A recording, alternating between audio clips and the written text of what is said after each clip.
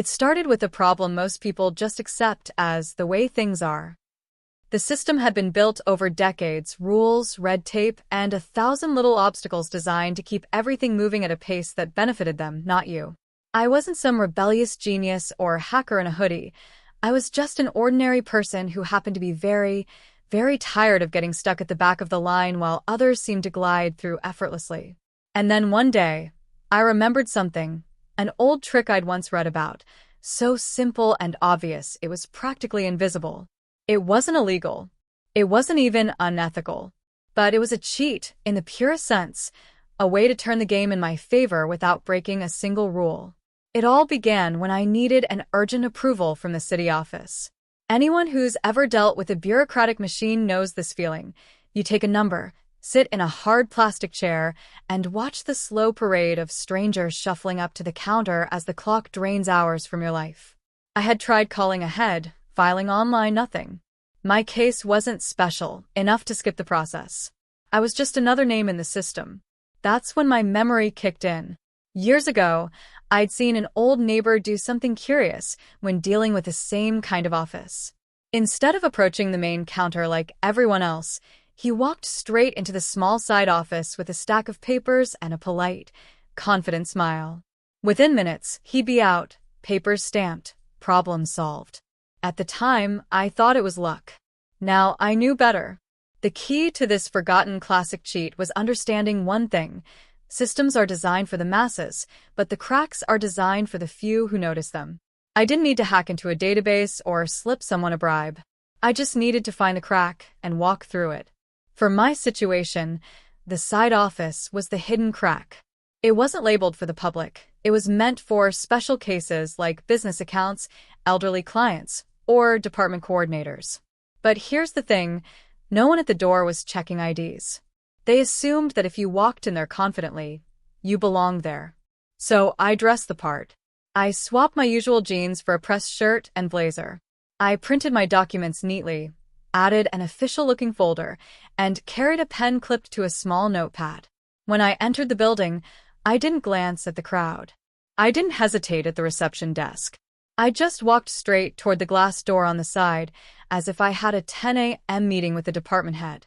The guard gave me a quick look, then stepped aside. Inside, a woman with a kind but rushed face asked, "You here for processing?" I smiled and said, "Yes, I've got everything ready. Shouldn't take long." She motioned me to sit. 3 minutes later, I was signing the final form, my approval stamped with a satisfying thud. I walked out into the main hall, passing the same people I'd seen earlier still waiting for their number to be called. I felt a rush, not guilt, but a strange mix of triumph and disbelief. I hadn't lied. I hadn't stolen. I'd simply remembered a rule no one talks about. The system isn't just about rules, it's about perception. People tend to believe what they see, and if you move like you belong somewhere, no one stops you to check the fine print. Over the next few months, I found myself using variations of this cheat in all kinds of situations. At the airport, I once cut my waiting time in half by walking into the priority security lane with a confident stride. At a hotel, I got an upgrade simply by walking to the concierge desk and asking about the usual benefits as though I stayed there often. In each case, the magic formula was the same: confidence, preparation, and the ability to act as though the system's shortcuts were built just for me.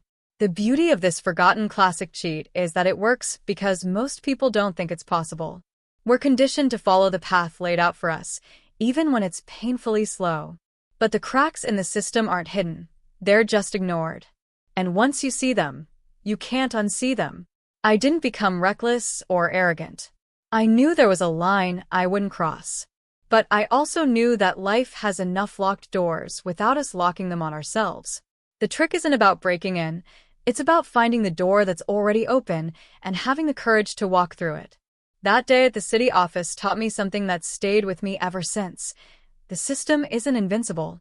It's just designed for people who play by the obvious rules. And sometimes, the best way to win is to remember the rules they've forgotten. It was the kind of morning that smelled of trouble. Gray sky, a light drizzle clinging to my shoulders, and that bitter metallic taste in the back of my mouth that told me I was about to waste hours of my life. I stood outside the city services building, staring at the big glass doors that might as well have been a fortress gate. Inside, hundreds of people sat in rigid rows under flickering fluorescent lights, clutching paperwork like lifelines. The last time I'd been here, it had taken 4 visits, 6 phone calls, and enough coffee to make my hands shake just to get a single signature. The system was designed this way, slow enough to make you miserable, but just fast enough to stop you from giving up entirely. That's how they kept you under control. But this time was different. This time I had a weapon. I didn't find it in some dusty manual or shady forum. I remembered it.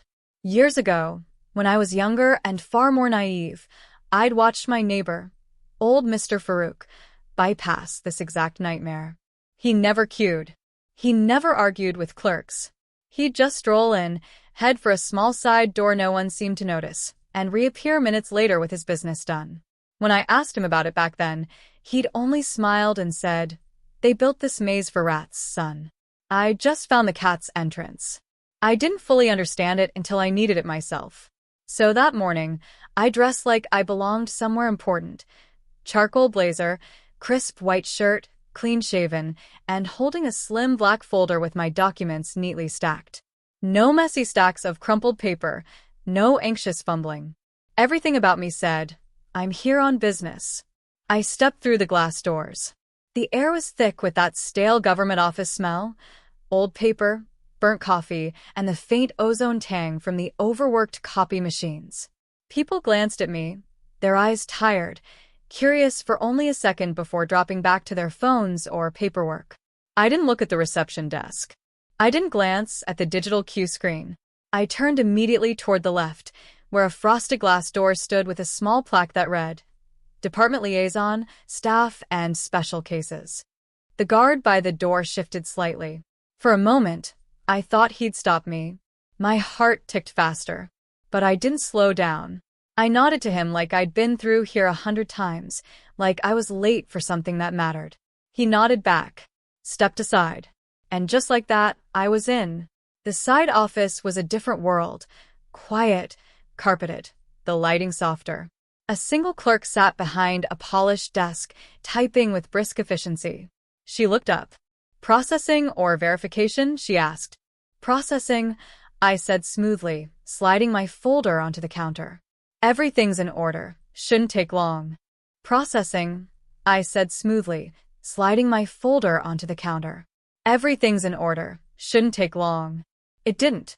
She skimmed my forms, asked 2 questions, and then thud, the approval stamp came down. A process that would have taken 6 hours out there took less than 6 minutes in here.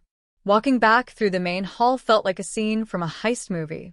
The rows of people were still waiting, still clutching their numbered tickets, still living inside the maze. I didn't feel smug, just alive. I'd outmaneuvered the system, without breaking a single rule. That one win turned into a habit. I started spotting these side doors everywhere. At the airport, I'd walk into the priority lane with the same steady confidence, never once asked for proof. At conferences, I'd bypass registration chaos by entering through the exit marked speakers and staff.